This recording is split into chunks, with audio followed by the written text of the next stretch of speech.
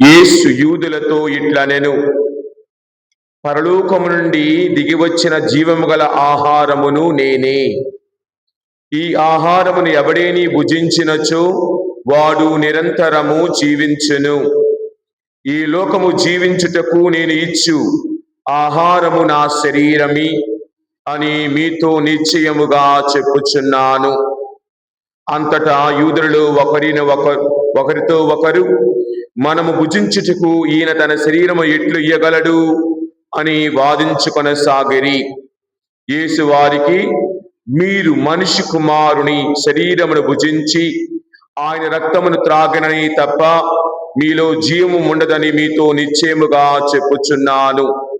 నా శరీరమును భుజించి నా రక్తమును పానము చెయ్యువాడు నిత్య జీవము పొందును. నేను అతనిని అంతిమ దినమున లేపుదును. ఏలయనా నా శరీరము నిజమైన ఆహారము, నా రక్తము నిజమైన పానము. నా శరీరమును భుజించి నా రక్తమును పానము చెయ్యువాడు నాయందును నేను వాని యందును ఉందును.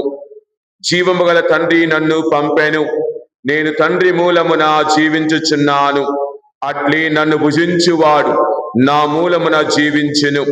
ఇది పరలోకము నుండి దిగి వచ్చిన ఆహారము. మీ పితరులు మన్నాను భుజించి మరణించిరి. అట్లు కాక ఈ ఆహారమును భుజించువాడు ఎల్లప్పుడూ జీవించును అని సమాధానము ఇచ్చెను.